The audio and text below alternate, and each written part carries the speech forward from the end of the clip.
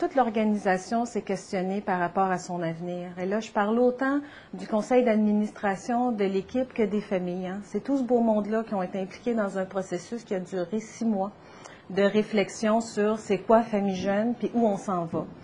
Et dans les éléments qui sont ressortis de cette analyse collective-là, que d'autres appelleraient une planification stratégique, un des éléments qui est ressorti, ça a été de dire, là, on a un petit problème de cohérence parce qu'on veut, avec les familles qu'on rejoint, les aider à sortir des pièges de la pauvreté, mais en même temps, on a des employés qui sont, à cause des salaires qu'on leur donne, sous le seuil de la pauvreté. Fait que ça nous a amené à dire, à partir de l'an 2000, que c'était vraiment une priorité au niveau des subventions, au niveau de comment que Famille Jeune allait être gérée administrativement parlant, de faire en sorte que tout nouvel argent servait avant tout à consolider la masse salariale. Puis ça n'empêche pas que, en parallèle, on a fait tout un remaniement au niveau là, du fonctionnement quotidien, au niveau des activités. Fait que même si la masse salariale a augmenté de manière très significative, en parallèle, en 2000, Famille Jeune rejoignait 60 familles par année, puis en 2008, c'est 350 familles. Donc, c'est pas vrai que augmenter la masse salariale va au détriment de rejoindre plus de familles et faire plus d'activités. Il y a moyen de faire les choses en parallèle, mais ça dépend des choix qu'on fait.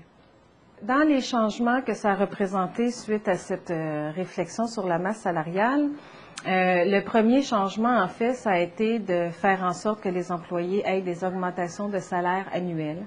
Donc, ce qui veut dire qu'en 8 ans, les employés ont eu 38 % d'augmentation de salaire. Ça peut sembler beaucoup, mais il faut penser que c'était des salaires qui étaient sous le seuil de la pauvreté. Donc, on arrive là, avec ces augmentations-là, à des salaires qui enfin se situent en haut du seuil de la pauvreté depuis 3 ans.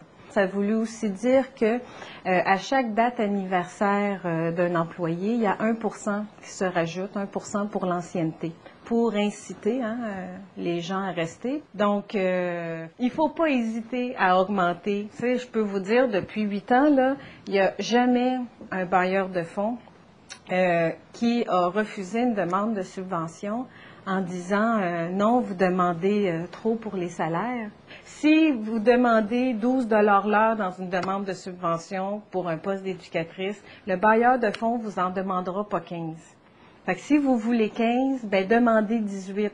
Parce que installer la possibilité d'un rapport de négociation, c'est sûr quand on demande 12, puis que là on est coupé, mais il y a un risque qu'on devienne frustré parce qu'on dit mais déjà 12 c'est tellement bas. Ben oui, mais c'est ça, mais si déjà 12, tu trouves que c'est le minimum acceptable, mettons, ben demande 15. On veut être attirant, mais on veut aussi avoir des conditions qui font en sorte que les gens ont envie de rester. Il y a aussi, pour tous ceux qui sont parents, ou parents d'une manière biologique, ou parents par alliance, il y a 35 heures de congés parentaux qui sont offerts à tous les employés par année, parce qu'on est un organisme famille. Hein? Donc, encore là, dans cet esprit de vouloir être cohérent par rapport aux valeurs famille qu'on porte, on trouvait important que les employés puissent avoir accès à ces congés-là sans être pénalisés pour faire en sorte qu'il y ait la meilleure conciliation travail-famille. Et à ça se rajoute là, une banque de journées de maladie qui peut aussi être utilisée en journée de prévention.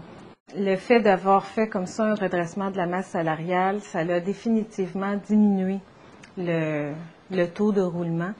Et je pense que la diminution dans le taux de roulement est aussi attribuable aux critères qu'on a choisi de prendre pour l'embauche des gens.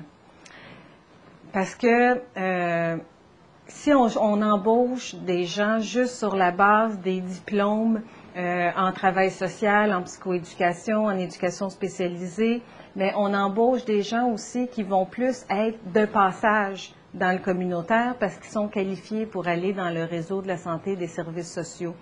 Donc, on a priorisé de, oui, poursuivre l'embauche de ces gens-là, mais surtout, en fait, embaucher sur la base de qualité et d'aptitudes personnelles et professionnelles. Et si un employé désire, par exemple, faire un certificat en intervention psychosociale en cours du soir, bien, les frais de scolarité vont être payés par Famille Jeune.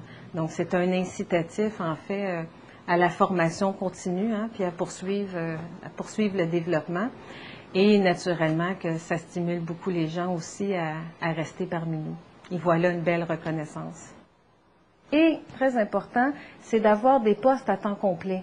Ça fait aussi partie de l'esprit qui anime le conseil d'administration de Famille Jeune. Donc, on fait vraiment un amalgame. C'est sûr qu'au niveau de la gestion, à certains moments donnés, ça représente un casse-tête, mais ça reste vraiment ça notre priorité, de faire en sorte que tous les postes soient des postes à temps complet et on fait une répartition des mandats en fonction des subventions qu'on reçoit pour que ce soit équitable.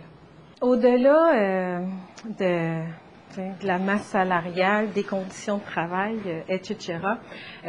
Depuis 2000, il y a d'autres modifications qui ont été apportées à Famille Jeune et une des plus importantes, ça a été de dire que maintenant, nous allions être ouverts 4 jours semaine, c'est-à-dire du lundi au jeudi. Le vendredi est une journée qui est réservée aux activités d'équipe. Fait que d'une part, on a une rencontre à tous les vendredis matins, réunion d'équipe, où la moitié environ de la rencontre est consacrée à un retour sur la semaine, comment s'est passée la semaine, comment vont les familles, et toute une autre partie de la rencontre qui est passée en fait sur des trucs plus de planification, de concertation. Donc ce vendredi-là qui est consacré à l'équipe, au début, hein, les gens ont pu dire il y a 8 ans, mais comment que vous allez faire pour vous développer puis rejoindre plus de familles? Au lieu d'être ouvert 5 jours par semaine, vous allez être ouvert 4, ça n'a pas d'allure, blablabla, blablabla. C'est pas vrai que ça nous a permis de moins rejoindre familles, parce que le fait d'avoir cette journée-là pour réfléchir à nos pratiques, les questionner, s'organiser puis se planifier, bien, ça fait qu'on optimise encore plus l'utilisation des ressources. Hein.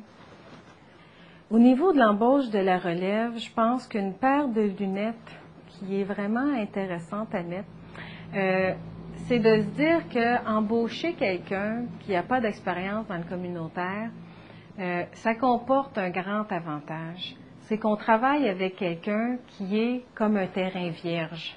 On a un espace à investir pour transmettre les valeurs et les approches là, qui sont si précieuses à nos yeux là, par rapport à l'action communautaire autonome.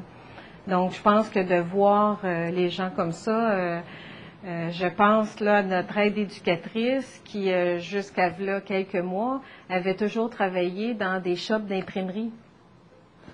Hein? Elle n'avait jamais touché au travail avec les enfants d'aucune manière. Mais elle, son rêve, c'est de travailler avec les enfants. C'est d'aller à l'école, d'aller au cégep, faire son certificat là, en service de garde en petite enfance. Fait que voilà la personne idéale. La première chose qu'on fait quand on cherche quelqu'un, c'est que c'est le courriel qui part. Hein? Vraiment, at large, on recherche quelqu'un, voilà, comme là dans le cas de Vicky, on recherche une éducatrice 4 jours semaine pour travailler avec les enfants, pas de diplôme, pas d'expérience nécessaire. Les annonces dans les journaux, presque plus, parce que les dernières fois qu'on a procédé de cette manière-là, ça n'a pas été satisfaisant. Donc, beaucoup de bouche à oreille. Tout le monde, en fait, est mis à contribution. Ça, en ce moment, c'est vraiment notre chemin préféré. Puis ça nous amène à des gens qui peut-être, c'est Vicky, je pense pas qu'elle aurait regardé la presse pour voir s'il y avait un job d'aide éducatrice à Famille Jeune. On l'aurait pas eu.